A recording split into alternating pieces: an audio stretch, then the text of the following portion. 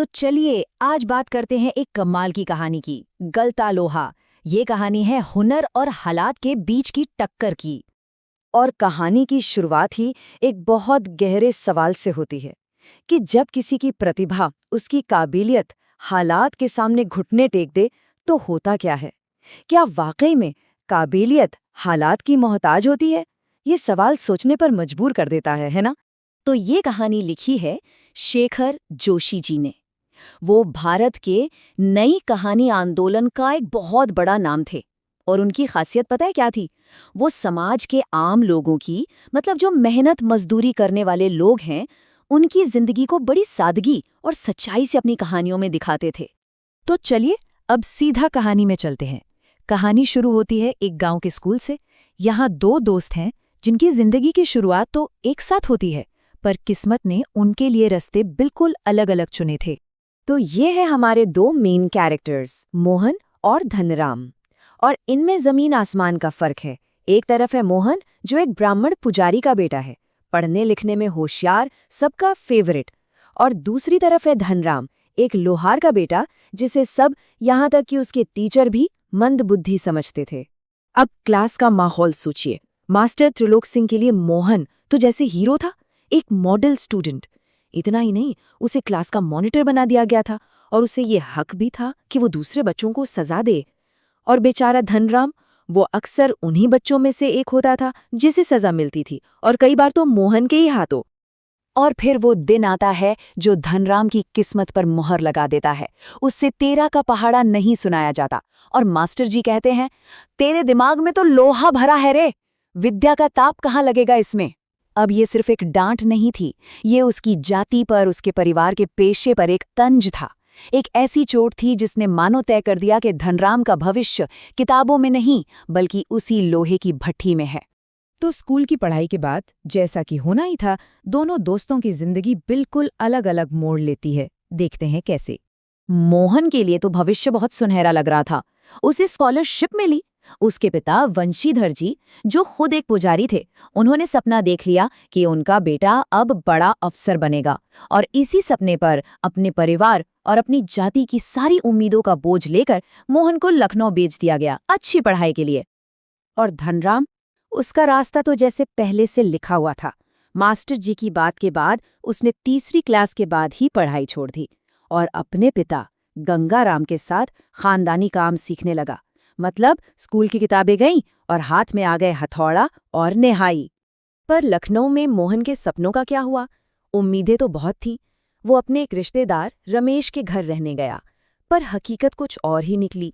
वहां वो परिवार का सदस्य कम और घर का नौकर ज्यादा बन गया। दिन भर घर के काम, पड़ोसियों के काम, इन सब के बीच पढ़ाई लिखाई सब पीछे छूट गई। उसे एक मामूली से स्कूल में डाल दिया गया और आखिरकार जब पढ़ाई बोझ लगने लगी तो उसे एक टेक्निकल स्कूल में धकेल दिया गया। और अब कहानी आती है प्रेजेंट में, जहां एक हारा हुआ, सपनों का बोझ ढोता मोहन अपने गांव वापस लौटता है। अब जो मोहन गांव लौटा है, वो स्कूल का वो होशियार, होनहार लड़का नहीं है। वो एक बेरोजगार नौजवान है। उसका अफसर बनने का सपना शहर की भीड़ में कहीं खो गया, टूट चुका था। और अपने बेटे की इस नाकामी को, इस टूटे हुए सपने को छुपाने के लिए उसके पिता क्या करते हैं? वो धनराम से मिलते हैं और एक झूठ बोलते हैं। कहते हैं उसकी तो सेक्रेटेरिएट में नौकरी लग गई है, बस डिपार्टमेंटल एग्जाम पास करते ही वो बड़ा अफसर बन जाएगा। ये झूठ सिर्फ एक झूठ नहीं था, ये एक पिता के टूटे हुए सपनों और समाज में अपनी इज्जत बचाने की एक कोशिश थी।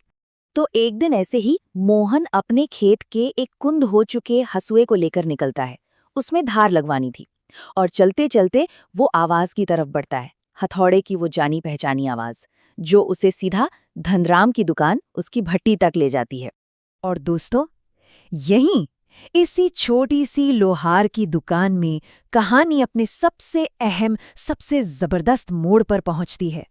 मोहन वहां चुपचाप बैठकर धनराम को काम करते हुए देख रहा है। धनराम एक मोटी सी लोरे की छड़ को गोल करने की कोशिश में लगा है, पर वो ठीक से बन नहीं पा रही।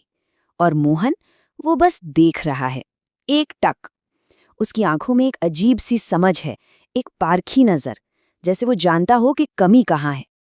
और फिर वो होता है जिसकी किसी ने कल्पना भी नहीं की थी। मोहन बड़े आराम से अपनी जगह से उठता है, वो दूसरी संसी उठाता है, गरम लोहे को निहाई पर सेट करता है और फिर हथौड़ा उठाकर एक के बाद एक नपी तुली सटीक चोटें मारता है।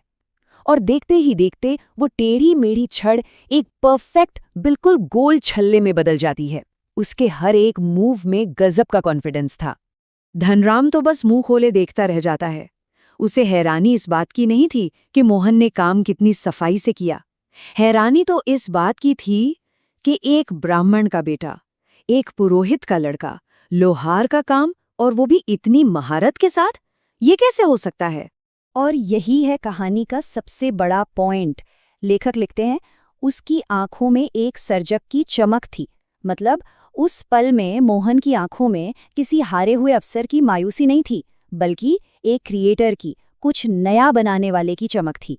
उसे अपनी असली पहचान किसी नौकरी या पद में नहीं, बल्कि अपने हुनर में मिली। तो फिर इस कहानी का, इस टाइटल गलता लोहा का असली मतलब क्या निकलता है?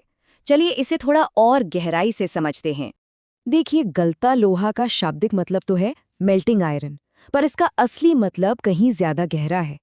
यह असल में उस झूठे जातीय अभिमान, उस घमंड के पिघलने की बात है जो कहता है कि ब्राह्मण का बेटा लोहार का काम नहीं कर सकता।